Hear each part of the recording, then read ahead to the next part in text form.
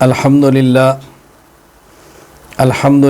وحدہ لا شریک لہ والصلاة والسلام علی من لا نبی بعد اما بعد فاعوذ باللہ من الشیطان الرجیم بسم اللہ الرحمن الرحیم والسابقون الاولون من المہاجرین والانصار والذین اتبعوہم باحسان رضی اللہ عنہم ورضوا عنہ اللہم صلی علی محمد وعلی آل محمد کما صلیت علی ابراہیم وعلی آل ابراہیم انک حمید مجید اللہم بارک علی محمد وعلی آل محمد کما بارکت علی ابراہیم وعلی آل ابراہیم انک حمید مجید۔ اللہ رب العزت نے نبوت اور ختم نبوت کے لیے انتخاب فرمایا حضور اکرم صلی اللہ علیہ وسلم کا۔ حضور اکرم صلی اللہ علیہ وسلم کی صحابیت کے لیے انتخاب فرمایا اصحاب پیغمبر صلی اللہ علیہ وسلم کا۔ پھر اصحاب پیغمبر میں سے بعض صحابہ کرام وہ ہیں جو بہت عظیم المرتبت ہیں، ان کا مقام بہت بلند ہے، ان کی قربانیاں بہت زیادہ ہیں، ان میں کمالات بہت زیادہ ہیں، ان کے کارنامے بہت عظیم ہیں۔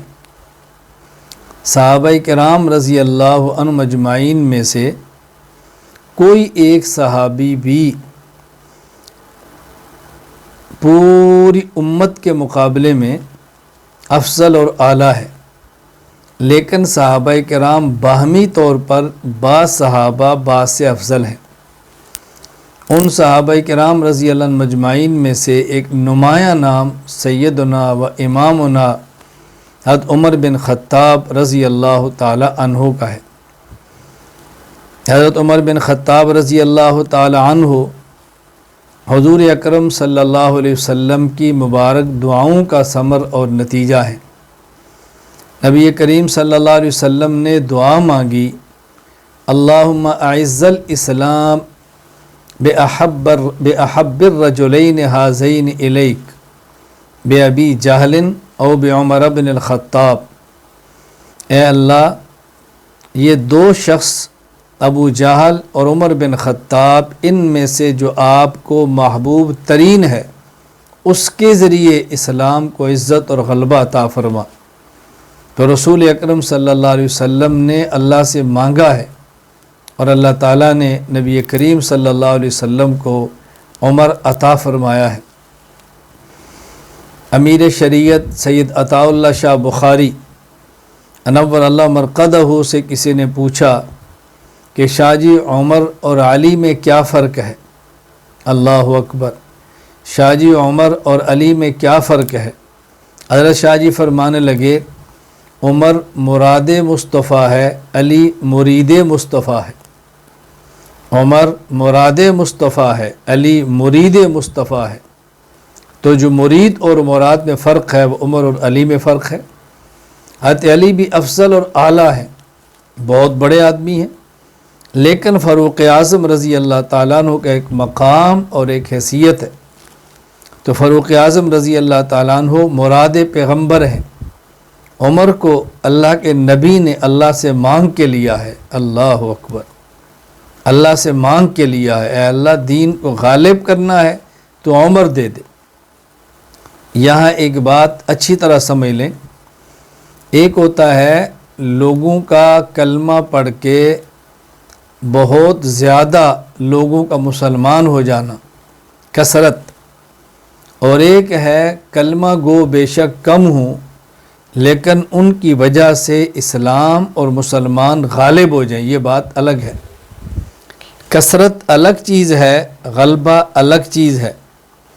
حضرت عمر رضی اللہ تعالی عنہ کو نبی پاک صلی اللہ علیہ وسلم نے جو مانگا ہے وہ غلبہ اسلام کے لیے مانگا ہے، اسلام کی عزت ناموس کے لیے مانگا ہے۔ معلوم ہوا کہ شریعت میں جو مطلوب ہے، مسلمان زیادہ ہوں یا تھوڑے ہوں یہ بات الگ ہے، لیکن جتنے ہوں شان و شوکت کے ساتھ رہیں، اپنی عزت کے ساتھ رہیں، اپنی روایات کے ساتھ رہیں، اور یاد رکھیں دنیا میں غالب وہی آتا ہے جو اپنی روایات کو چھوڑتا نہیں ہے۔ فاروق اعظم رضی اللہ تعالی عنہ کی سیرت کو سنیں، فاروق اعظم کی سیرت کو اپنائیں، حضرت فاروق اعظم کی سیرت بیان کریں اور سیرت کو اپنی زندگی میں لائیں۔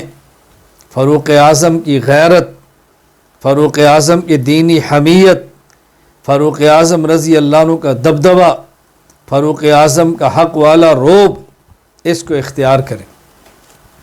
میں سمجھتا ہوں اس بیان کے بعد کئی ایک احباب میسج کریں گے، جی وہ غلبہ ہمیں کیسے مل سکتا ہے، وہ دبدبہ ہم میں کیسے آ سکتا ہے؟ یہ آئے گا جب زندگی عمر والی ہو، کفر کے خلاف مزاج میں شدت ہو، کفر کی طبیعت میں نفرت ہو، اسلام کی دل میں حقانیت ہو، اور اسلام پر پختگی کے ساتھ عمل کا جذبہ ہو۔ اپنے نفس کو مٹا دیں، اپنے نفس کو ختم کریں اور شریعت کو اپنے مزاج پہ غالب کریں، تو پھر دیکھنا اللہ کیسے طاقت، قوت، عزت عطا فرماتے ہیں۔ ہم چاہتے ہیں کریں کچھ نہ عزت ملے، کریں کچھ نہ اور غلبہ ملے، کریں کچھ نہ اور طاقت ملے۔ این خیالستو محالستو جنوں، این خیالستو محالستو جنوں، یہ خیال ہے جو ناممکن ہے اور یہ پاگل پنا ہے، عقل مندوں کے کام یہ نہیں ہے۔ تو فاروق اعظم رضی اللہ تعالی عنہ کو رسول اکرم صلی اللہ علیہ وسلم نے اللہ سے مانگا ہے۔ اللہ اکبر۔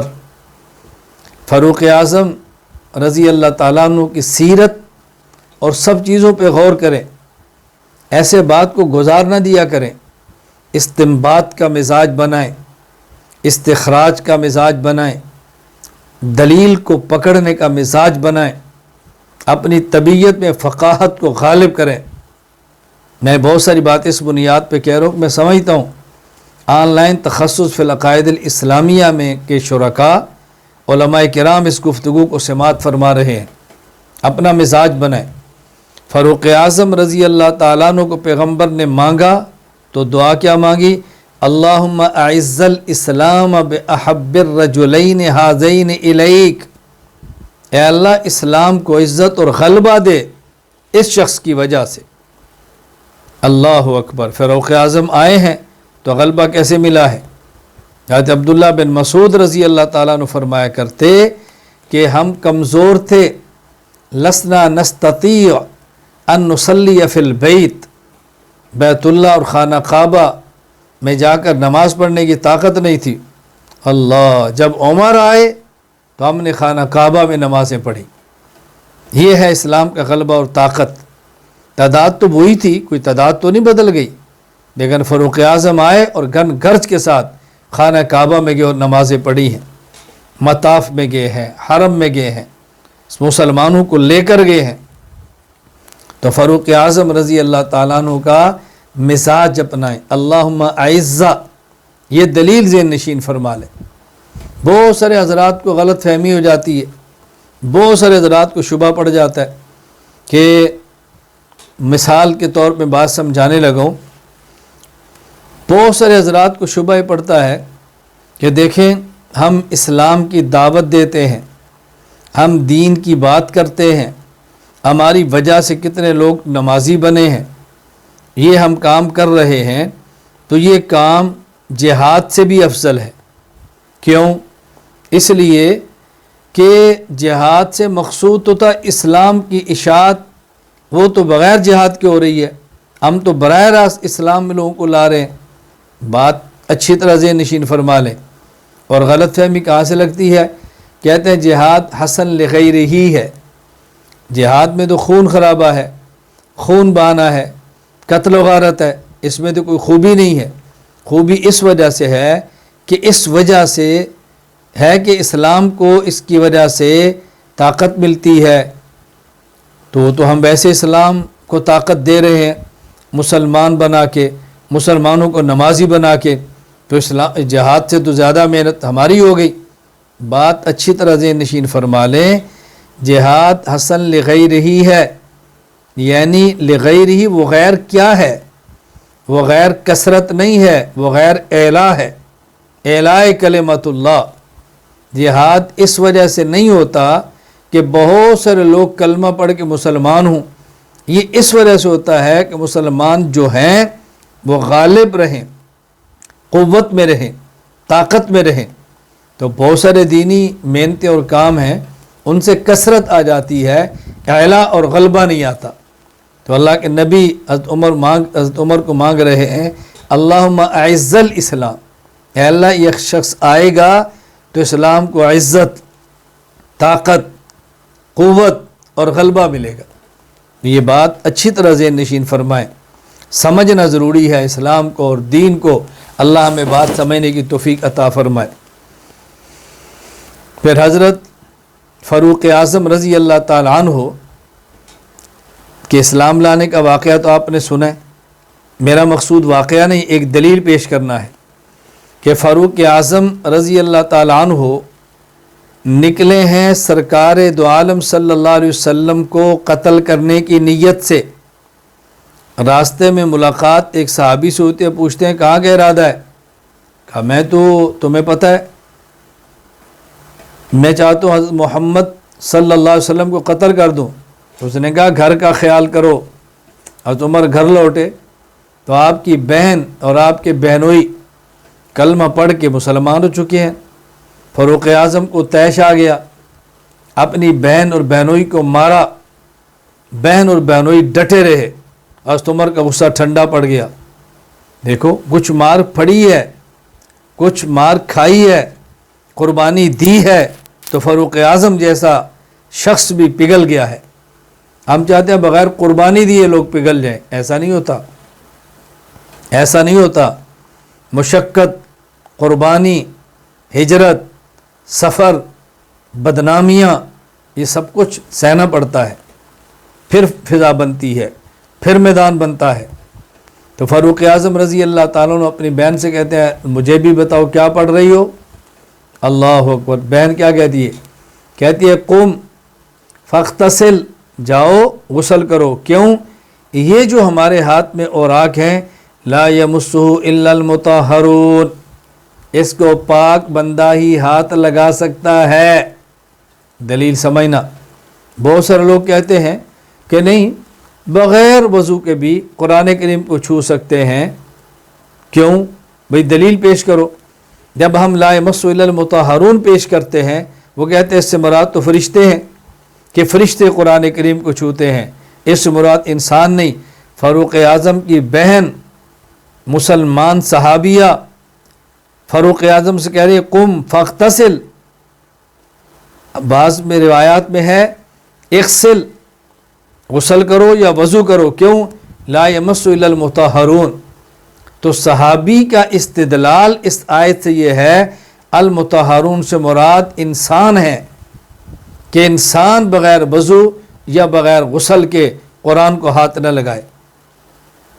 رسول اللہ صلی اللہ علیہ وسلم نے اس دلیل کو رد نہیں فرمایا، صحابہ کرام نے رد نہیں فرمایا، پوری امت نے اس کو قبول کیا ہے۔ تو معلوم ہے کہ لا یمسہ الا المطہرون کا تعلق ملائکہ سے بھی ہوگا لیکن انسانوں سے بھی ہے۔ اس آیت کو بطور دلیل کے پیش کرنا یہ پیغمبر پاک کے صحابہ کا طریقہ ہے۔ تو ہم جو اس کو بطور دلیل کے پیش کرتے ہیں یہ طرز صحابیت ہے۔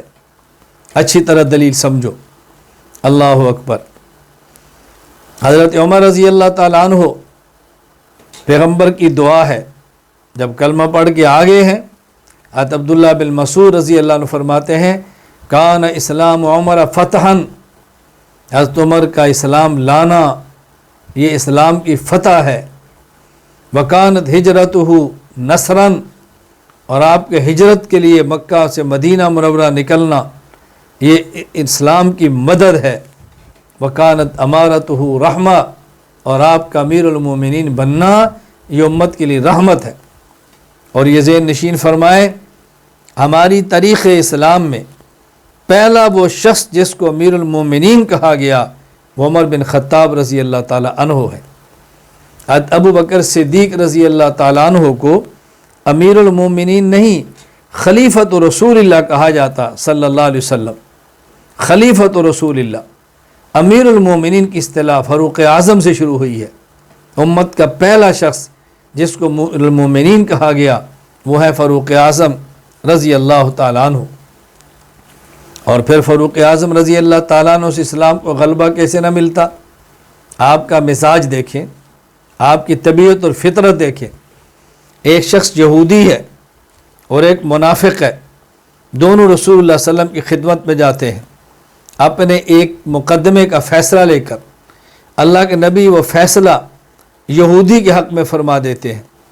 منافق یہ سوچ کر کہ فاروق اعظم یہود کے بہت سخت مخالف ہیں، اس کیس کو لے کر حضرت عمر کی خدمت میں جاتا ہے، یہودی سے کہتا ہے کہ ہم یہ فیصلہ فاروق سے کروا لیتے ہیں۔ وہاں گئے، یہودی نے جاتے ہی فاروق اعظم رضی اللہ عنہ سے کہا کہ دیکھو عمر، یہ جو ہمارا مقدمہ آپ کے پاس آیا ہے، یہ ہمارا فریق دوسرا شخص پہلے اس مقدمے کو لے کر حضرت محمد کے پاس گئے صلی اللہ علیہ وسلم، انہوں نے فیصلہ میرے حق میں دیا ہے، یہ آپ کے پاس لایا ہے۔ حضرت عمر نے اس سے پوچھا یہ بات ٹھیک کہہ رہے؟ ہاں جی ٹھیک کہہ رہے، اور میں ٹھہرو میں ابھی فیصلہ کرتا ہوں۔ فاروق اعظم گھر سے تلوار لائے اور منافق کی گردن کو کاٹ کے رکھ دیا۔ فرمایا جس پر جو شخص رسول اللہ صلی اللہ علیہ وسلم کے فیصلے پہ راضی نہیں، اس کا فیصلہ پھر فاروق کی تلوار کرے گی۔ یہ یہودی دوڑتا رسول اللہ صلی اللہ علیہ وسلم کی خدمت میں گیا کہ حضور حضرت عمر نے تو فلاں شخص کو مار دیا۔ وہ چونکہ منافق تھا، ظاہر کلمہ پڑھتا تھا تو سمجھا مسلمان ہے۔ فاروق اعظم نے فرمایا کہ عمر سے توقع یہ نہیں ہے کہ کسی مسلمان کو مار دے۔ اب تعجب تھا، مسلمان کو کیسے مار سکتے ہیں؟ قرآن کی آیت اتری، فلا وربک لا یؤمنون حتی یحکموک فیما شجر بینہم، اللہ اکبر، فلا وربک لا یؤمنون حتی یحکموک فیما بینہم۔ اے پیغمبر تیرے رب کی قسم اٹھا کر میں یہ بات کہہ رہا ہوں، جو شخص تیرے فیصلے پر راضی نہیں وہ مسلمان ہو ہی نہیں سکتا، وہ مومن ہو ہی نہیں سکتا، یہ کوئی مومن نہیں ہے، آپ کے فیصلے پر راضی نہیں ہے۔ یہ فاروق اعظم غیرت اور حمیت ہے۔ بتائیں جب مزاج یہ ہوگا تو اسلام کیسے غالب نہیں ہوگا؟ کفر کیسے نہیں کانپے گا؟ کیسے نہیں تھر تھرائے گا؟ اور یہی فاروق اعظم رضی اللہ تعالیٰ عنہ کا مزاج، طبیعت اور فطرت ہے کہ اللہ کے نبی فرما رہے ہیں جس بازار سے فاروق گزرتا ہے اس بازار سے شیطان راستہ چھوڑ دیتا ہے، شیطان راستہ بدل لیتا ہے کہ فاروق آ رہا ہے، فاروق آ رہا ہے۔ بتائیں جس شخص کے مزاج میں یوں اسلام کی غیرت ہوگی تو دین کو تو غلبہ ملے گا نا۔ میرے دوستو، میرے بھائیوں، میرے بزرگوں، تخصص فی العقائد الاسلامیہ کے شرکاء، میرے شاگردوں، میں آپ سے عرض کروں گا اپنے مزاج میں انسانی اسلامی غیرت پیدا کریں، انسانی اور اسلامی حمیت پیدا کریں، شریعت کو اپنے مزاج کا حصہ بنائیں، شریعت کو مزاج کے مطابق نہ بنائیں، اپنے مزاج کو شریعت کے مطابق بنائیں، اپنے مزاج کو ڈھالیں شریعت کے مطابق۔ تو فاروق اعظم رضی اللہ تعالیٰ عنہ کہ یہ فیصلے ہیں، کیسے اسلام کو طاقت اور غلبہ نہ ملے۔ حضرت عمر بن خطاب رضی اللہ تعالیٰ عنہ، آپ نے سنا ہے فاروق اعظم رضی اللہ تعالیٰ عنہ کے دور میں جب آپ امیر المومنین ہیں، فاروق اعظم رضی اللہ تعالیٰ عنہ کے دور میں ایک شخص اپنی بیوی کو طلاق دیتا ہے، اور ایک طلاق نہیں 3 طلاق دیتا ہے۔ فاروق اعظم رضی اللہ عنہ کا فیصلہ تھا کہ 3 طلاق دو تو 3 ہوتی ہے۔ اب حضرت فاروق اعظم رضی اللہ تعالیٰ عنہ وہاں کیا فرماتے ہیں؟ نرمی نہیں فرماتے۔ فاروق اعظم رضی اللہ تعالیٰ عنہ وہاں گنجائش نہیں دیتے، بلکہ اصل الکبریٰ للبیہقی کے اندر موجود ہے، ان بطالا کان بالمدینہ فطلق امرأتہ 1000 فرفع ذلك الى عمر بن الخطاب قال انما اللہ اکبر کنت العب حضرت عمر بن خطاب کی خدمت میں لایا گیا، فرمایا تو نے 1000 طلاق دے دی ہے، یہ کیا کیا تو نے؟ اس نے کہا جی انما کنت العب، میں تو شغل کر رہا تھا، میں تو مزاق کر رہا تھا۔ فعلاه عمر رضی اللہ عنہ بالدرہ، حضرت عمر رضی اللہ تعالیٰ نے اپنا کوڑا لیا درہ اور اس کی مرمت فرمائی، فرمایا ان کان لیکفیک ثلاث، 3 طلاق کافی تھی، یہ طلاق کو شغل میلہ نہیں ہے کہ اپنی بیوی سے مذاق کرو۔ اب فاروق اعظم غیرت حمیت دیکھو، آپ نے درے سے اس کی مرمت کی ہے فاروق اعظم رضی اللہ تعالیٰ عنہ نے۔ اور مصنف ابن ابی شیبہ میں ہے کان عمر رضی اللہ عنہ اذا اتی برجل قد طلق امرأته ثلاثا فی مجلس اوجعه ضربا وفرق بینہما، حضرت عمر خدمت ایک آدمی لایا گیا جس نے اپنی بیوی کو ایک مجلس میں 3 طلاق دی ہیں، اوجعه ضربا، فاروق اعظم نے اس کی مرمت کی ہے اور پھر دونوں میں جدائی کر دی ہے۔ آپ فاروق اعظم رضی اللہ تعالیٰ کا فیصلہ دیکھیں کہ کس طرح اپنے مزاج کے اندر فاروق اعظم رضی اللہ تعالیٰ حمیت اور غیرت رکھتے تھے، دین اور شریعت کے خلاف کوئی بات فاروق اعظم رضی اللہ تعالیٰ عنہ برداشت نہیں کرتے تھے۔ میں عرض کر رہا ہوں استدلال سیکھیں، فاروق اعظم کے فیصلوں سے فیصلہ کرنا سیکھیں اور سمجھیں مزاج کیا ہے شریعت کا۔ حضرت عمر بن خطاب رضی اللہ تعالیٰ عنہ، رسول اللہ صلی اللہ علیہ وسلم کا دور ہے، صحابہ کرام تراویح پڑھ رہے ہیں، جماعت کے ساتھ بھی ہیں، اکیلے بھی ہیں۔ فاروق اعظم حضرت ابوبکر صدیق رضی اللہ عنہ کا دور ہے، تراویح پڑھی جا رہی ہے، فَإِذَا النَّاسُ أَوْزَانٌ مُتَفَرِّقُونَ، الگ الگ 2 بندے، 3 بندے، 5 بندے۔ فاروق اعظم رضی اللہ تعالیٰ کا دور آیا، مسجد نبوی میں گئے، چھوٹی چھوٹی جماعتیں ہو رہی ہیں، تو فاروق اعظم رضی اللہ تعالیٰ فرماتے ہیں لو جماعت هؤلاء علی قارٍ واحد لکان امثل، اگر ایک امام ہو، ایک جماعت ہو، سارے اکٹھی تراویح پڑھیں تو بہت مناسب ہوگا۔ حضرت فاروق اعظم رضی اللہ عنہ نے فیصلہ کیا اب ہمیں تراویح یوں پڑھنی چاہیے کہ چھوٹی چھوٹی جماعتیں نہ ہوں بلکہ اکٹھی ایک بڑی جماعت ہو اور سب لوگ ایک شخص کے پیچھے کھڑے ہو کے تراویح پڑھیں۔ تو فاروق اعظم رضی اللہ تعالیٰ نے فیصلہ فرما دیا۔ فیصلہ کیا فرمایا کہ سب کو ایک امام ابی ابن کعب کے پیچھے کھڑا کیا اور فرمایا سب اکٹھے ہو کر تراویح پڑھو، اور ابی ابن کعب کو حکم دیا کہ آپ ان کو 20 رکعت تراویح پڑھائیں۔ حضرت عمر نے فیصلہ کیا ان عمر بن الخطاب رضی اللہ عنہ جمع الناس علی ابی ابن کعب فی قیام رمضان فکان یصلی بهم 20 رکعہ، کسی صحابی نے اس کا انکار نہیں کیا، صحابہ کا اجماع ہو گیا کہ تراویح 20 رکعت ہے۔ میں نے جہاں پر کیا بات کہنی ہے وہ تو آپ سنتے ہی رہتے ہیں، جو بات میں کہنا چاہتا ہوں ذرا وہ سمجھیں۔ اب لوگ سوال کرتے ہیں کہ تم ایک روایت پیش کرو کہ فاروق اعظم رضی اللہ عنہ نے تراویح کی جماعت کرائی ہو، خود تراویح کی جماعت کرائی 20 رکعت، دلیل پیش کرو۔ ہم نے کہا فاروق اعظم کے حکم سے 20 رکعت تراویح کی جماعت ہو رہی ہے۔ 20 رکعت تراویح تو رسول اللہ صلی اللہ علیہ وسلم نے دی ہے، پورا مہینہ جماعت فاروق اعظم نے دی ہے۔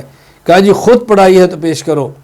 میں نے کہا اگر خود پڑھانا ضروری ہے تو کوئی شخص آپ سے پوچھے کہ اذان سنت ہے، کہا جی سنت ہے، اور رسول اللہ صلی اللہ علیہ وسلم نے کبھی ایک دن میں 5 نمازوں کی اذان دی ہو تو ثابت کرو۔ آپ کیا جواب دیں گے؟ وہی جواب ہمارا ہوگا۔ مدینہ منورہ میں اذان پیغمبر پاک کے حکم پر ہے، اس کو سنت کہا جاتا ہے، اور 20 رکعت تراویح کی جماعت پورا مہینہ فاروق اعظم کے حکم پر ہے، اس کو بھی سنت کہیں گے۔ اور خلیفہ راشد کی سنت جس کو تمام صحابہ قبول کر لیں وہ پیغمبر کی سنت کی طرح ہوتی ہے رضی اللہ تعالی عنہ مجمعین۔ علیکم بسنتی و سنت الخلفاء الراشدین المہدیین۔ ایک ہے خلیفہ کا اجتہاد جس سے صحابہ اختلاف کر لیں، ایک ہے خلیفہ راشد کا فیصلہ جس کو سارے صحابہ بالاتفاق قبول فرما لیں۔ دونوں میں بہت فرق ہے، اس کو سمجھنے کی کوشش کریں، دونوں میں بہت فرق ہے۔ تو فاروق اعظم رضی اللہ تعالیٰ کتنا بڑا کارنامہ ہے، میں نے اس پر ہونے والے اشکال کا جواب دیا۔ پھر حضرت فاروق اعظم رضی اللہ تعالیٰ عنہ، توجہ سے بات سمجھنا، حضرت فاروق اعظم رضی اللہ تعالیٰ عنہ نے عرض کیا کہ یا رسول اللہ ہم طواف کرتے ہیں اور اگر ہم یہ مقام ابراہیم پر 2 رکعت پڑھ لیں تو کیسا رہے گا؟ یہ حضرت فاروق اعظم رضی اللہ تعالیٰ عنہ فرما رہے ہیں، لَوِ اتَّخَذْنَا مِن مقام ابراہیم مصلی، کیسا رہے گا؟ فَنَزَلَتْ وَاتَّخِذُوا مِن مقام ابراہیم مصلی، صحیح بخاری میں ہے، قرآن کریم کی آیت اتری کہ مقام ابراہیم کو مصلی بنا لو۔ تو یہ جو 2 رکعت پڑھی جا رہی ہے مقام ابراہیم کے پاس، فاروق اعظم رضی اللہ تعالیٰ عنہ کی تمنا اور خواہش پر ہے۔ یہاں بات سمجھو، میں نے عرض کیا کہ یہ بات آپ سنتے رہتے ہیں، میں وہ بات پیش کر رہا ہوں جو عام طور پر آپ کے سامنے نہیں، اور ہماری بہترین وہ دلیل ہے۔ ہم اہل سنت والجماعت احناف نماز پڑھتے ہیں تو اپنے پاؤں کے درمیان فاصلہ تقریباً 4 انگلی یا اتنا رکھتے ہیں جتنی سہولت ہو، یا یوں پھیلاتے نہیں ہیں۔ نماز کے لیے جب کھڑے ہوں تو سب سے پہلا مرحلہ کھڑے ہو کر پاؤں کو سیدھا رکھنے کا ہے، سب سے پہلا عمل۔ اس کے درمیان فاصلہ کتنا ہونا چاہیے؟ جتنا فاصلہ ہم کہتے ہیں یہ قرآن کریم کی آیت سے ثابت ہے اور فاروق اعظم کی تمنا سے ثابت ہے۔ وہ کیسے؟ وَاتَّخِذُوا مِن مقام ابراہیم مصلی، قرآن کہتا ہے مقام ابراہیم کو مصلی بناؤ، یعنی مقام ابراہیم پر کھڑے ہو کے نماز پڑھو۔ مقام ابراہیم تمہارا مصلی ہونا چاہیے۔ حرم میں جاؤ، اللہ آپ کو بار بار لے جائے، وہاں مقام ابراہیم سے مراد وہ پتھر ہے جس پر حضرت ابراہیم خلیل اللہ علیہ السلام کے پاؤں مبارک کے نشان لگے ہوئے ہیں۔ تو جب آپ مقام ابراہیم کو مصلی بنائیں، اس پر کھڑے ہو کے نماز پڑھیں، تو آپ دیکھ لیں کہ پاؤں کے درمیان فاصلہ کتنا ہونا چاہیے۔ اب چونکہ مقام ابراہیم پہ کھڑے ہو کے نماز پڑھنا تو ممکن نہیں ہے، تو پھر حکم ہے مقام ابراہیم کے قریب کھڑے ہو جاؤ۔ اصل یہ ہے کہ مقام ابراہیم کو مصلی بناؤ، مقام ابراہیم پر کھڑے ہو کے پڑھو، لیکن ممکن نہیں تو اس کے قریب کھڑے ہو جاؤ۔ تو دیکھیں ہم جو پاؤں کے درمیان فاصلہ رکھتے ہیں یہ قرآن کریم کی آیت اور عمر بن خطاب رضی اللہ عنہ کی تمنا سے ثابت ہے۔ استدلال سیکھو۔ میں اس لیے گزارش کرتا ہوں کہ جب کوئی ہم سے نماز پہ بات کرے تو ہم کہتے ہیں ہماری نماز کا تو آغاز قرآن کریم سے ثابت ہو رہا ہے، اس کے بعد ہاتھ باندھیں گے قرآن کریم سے ثابت ہو رہا ہے۔ اِنَّا أَعْطَيْنَاكَ الْكَوْثَرَ فَصَلِّ لِرَبِّكَ وَانْحَرْ۔ انحر کا ایک معنی یہ ہے اپنے ہاتھ کو نماز میں ناف کے نیچے باندھو۔ اس پر دلائل اپنے مقام پر موجود ہیں، فی الحال تو میں صرف یہ بات کر رہا ہوں کہ ہمارے دلائل ہیں، الجھن میں کبھی نہ آئیں، گھبرائیں کبھی نہ۔ آج شاہت عمر فاروق رضی اللہ عنہ کے نام پر صرف جلسہ نہیں ہے، یہ تخصص کا سبق ہے۔ میں تو آج بھی سبق پڑھانا چاہ رہا تھا کہ باقاعدہ جو صفات پر چل رہا سبق کا ناغہ نہ ہو، لیکن مفتی عاطف صاحب نے فرمایا کہ ہم نے اعلان بھی کر دیا ہے اور طلبہ کی خواہش بھی ہے کہ آج کا سبق یہی فاروق اعظم رضی اللہ عنہ کی سیرت ہو جائے۔ تو میں نے کہا بہت اچھا، ہم سیرت بھی بیان کریں گے اور ساتھ یہ بھی سمجھائیں کہ ہم نے سبق کیا لینا ہے، عقائد کیا ہیں، ہمارے مسائل کیا ہیں، ہمارے مستدلات کیا ہیں، ذرا اس کو بھی سمجھیں۔ حضرت فاروق اعظم رضی اللہ تعالی عنہ تاریخی کارنامے سر انجام دیتے ہیں، دنیا سے جانے کا وقت آتا ہے۔ فاروق اعظم رضی اللہ تعالیٰ عنہ منبر پر کھڑے ہو کے خطبہ دیتے ہیں، اور فاروق اعظم رضی اللہ عنہ خطبے میں ارشاد کیا فرماتے ہیں؟ فاروق اعظم رضی اللہ عنہ فرماتے ہیں ان فی جنات عدن قصرا، جنت میں ایک محل ہے، لو 500 باب، اس کے 500 دروازے ہیں، وعلی کل باب 5000 من الحور العین، ہر دروازے پہ 5000 حور ہے، لا يدخلہ الا نبی، اس میں نبی ہی جائے گا۔ ثم نظر الی قبر رسول اللہ صلی اللہ علیہ وسلم، رسول اللہ صلی اللہ علیہ وسلم یہ قبر مبارک کو دیکھتے ہیں اور کہتے ہیں ہنی اللہ کا یا صاحب ھذا القبر، حضور آپ کو یہ محل مبارک ہو، او صدیقن، یا اس محل میں صدیق ہی جائے گا۔ ثم التفت الی قبر ابی بکر رضی اللہ عنہ، پھر ابو بکر کی قبر کی طرف متوجہ ہو کر عرض کرتے ہیں، ارشاد فرماتے ہیں، ہنی اللہ کا یا صاحب ھذا القبر، ابو بکر آپ کو محل مبارک ہو، او شہید، یا اس محل میں شہید جائے گا۔ ثم اقبل علی نفسہ، پھر اپنی ذات کی طرف توجہ کر کے ارشاد فرماتے ہیں، انا لک شہادت یا عمر، اے عمر تجھے شہادت کیسے ملے گی؟ مطلب یہ کہ شہادت میدان شہادت میں ملتی ہے، اور عمر تو مدینہ منورہ میں ہے، شہادت کیسے ملے گی؟ پھر فاروق اعظم خود فرماتے ہیں، ان الذی اخرجنی من مکہ الی ہجرت المدینہ لقادر علی ان یسوق الی الشہادہ، وہ اللہ جو مکہ سے عمر کو مدینہ لے آیا اس بات پہ قادر ہے عمر باہر نہ جائے، اللہ شہادت کو مدینہ لے آئے۔ عبداللہ بن مسعود رضی اللہ عنہ فرماتے ہیں، فساقہ اللہ الیہ، اللہ اس شہادت کو باہر سے کھینچ کے مدینہ منورہ لائے۔ فاروق اعظم رضی اللہ عنہ شہادت کے پاس گئے نہیں ہیں، شہادت عمر بن خطاب کے پاس آئی ہے۔ ان اللہ جعل الحق علی لسان عمر و قلبہ، میں کہتا ہوں عمر سوچتا بھی ٹھیک ہے، عمر بولتا بھی ٹھیک ہے، عمر سوچتا بھی حق ہے، عمر بولتا بھی حق ہے۔ شہادت مدینہ عمر کے پاس آ گئی، فاروق اعظم شہید ہو گئے، دنیا سے چلے گئے، لوگ یہاں پر بھی آ گئے، حضرت عمر کی شہادت سے غلط استدلال کر لیا، کہا جی تم اہل سنت والجماعت احناف کہتے ہو، جب نماز پڑھیں تو ہاتھ ناف کے نیچے باندھیں۔ فاروق اعظم کی شہادت سے تو پتہ چلتا ہے کہ ہاتھ ناف کے نیچے نہیں ہیں، کیونکہ جب فاروق اعظم نماز پڑھا رہے تھے تو اس مجوسی نے، ابو لولو فیروز نے، جو فاروق اعظم پہ خنجر پہ حملہ کیا، وہ حملہ تو پیٹ پہ کیا ہے، اگر ناف کے نیچے ہاتھ باندھے ہوتے پیٹ پہ حملہ کیسے ہوتا؟ معلوم ہوتا ہے کہ اس ہاتھ سینے پر تھے، تبھی تو پیٹ پہ حملہ ہو گیا۔ میں نے کہا کاش تمہارا مطالعہ ہوتا، کچھ علم سے قربت ہوتی، کچھ شریعت کو پڑھا ہوتا۔ ذرا الفاظ پہ غور کرو، المستدرک للحاکم میں الفاظ موجود ہیں، وجعہ علی کتفہ، اس نے ایک خنجر آپ کے کندھے پر مارا، کندھا کہاں، ناف کہاں، سینہ کہاں۔ نمبر 2، وجہ علی مکان آخر، ایک حملہ اور کیا۔